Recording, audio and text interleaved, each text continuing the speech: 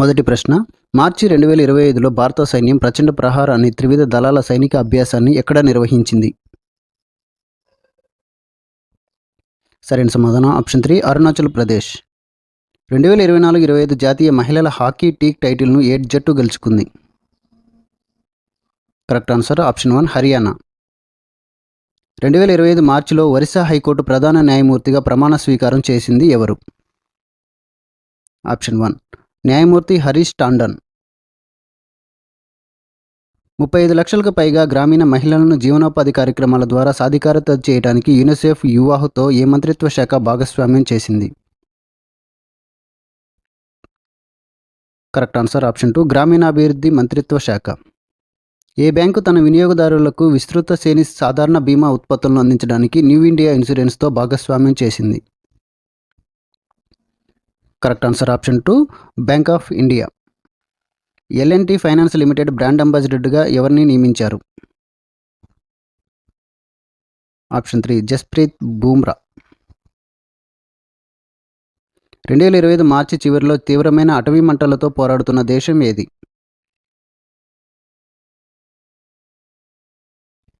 Correct answer option 1 దక్షిణ Korea. మయన్మార్లో సంభవించిన భూకంపాల కారణంగా ఏ ప్రసిద్ధ నిర్మాణం కూలిపోయింది?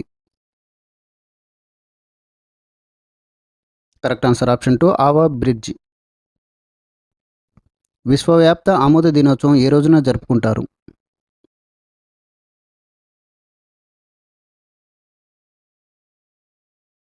కరెక్ట్ ఆన్సర్ ఆప్షన్ 2 మార్చి 28. గంగా నర్మదా పర్యాటక కారిడార్ అభివృద్ధిలో ఏ 2 రాష్ట్రాలు పాల్గొంటున్నాయి? కరెక్ట్ ఆన్సర్ ఆప్షన్ 1 ఉత్తరప్రదేశ్ మరియు Madhya Pradesh.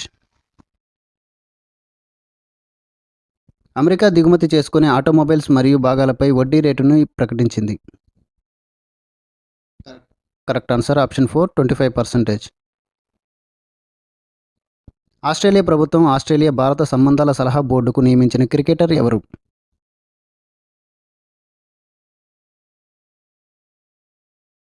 Correct answer option 2 Steve వా.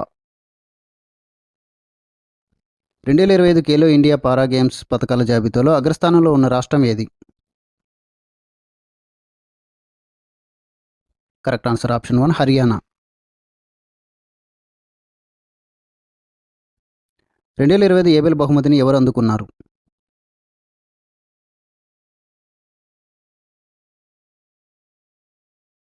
Correct answer option 2 Masaki Kashiwara. 14వ ఇండియా రష్యా ద్వైపాక్షిక నావికా విన్యాసం ఇందిరా 2025 ఎక్కడ జరిగింది? Correct answer option 1 Chennai.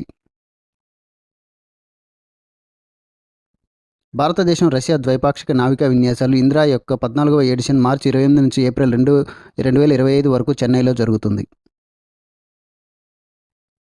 కోసి నదిని మళ్లించడానికి కోసి మెచ్చి ఇంట్రా స్టేట్ లింక్ ప్రాజెక్టు ఏ రాష్ట్రంలో ఆమోదించబడింది? Correct answer option 3 Bihar. ఈ ప్రాజెక్టు ద్వారా కోసి నది మిగులు నీటిని బీహార్లోని మహానందా బేసిన్లో నీటిపారుదల కోసం మళ్లించడం జరుగుతుంది.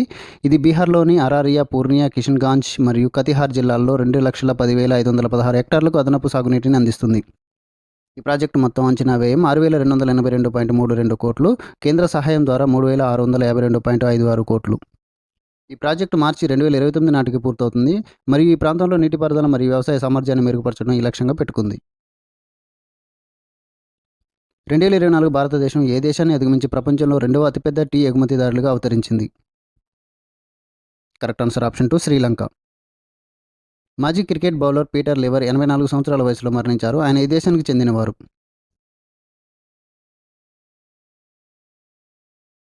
Correct answer option 1 England. అమ్మాన్లో జరిగిన 2025 సీనియర్ ఆసియా రెజ్లింగ్ ఛాంపియన్షిప్లో భారతదేశానికి తొలి రజత పతకాన్ని గెలుచుకున్న మల్లయోధుడు ఎవరు? Correct answer option 2 Ritika.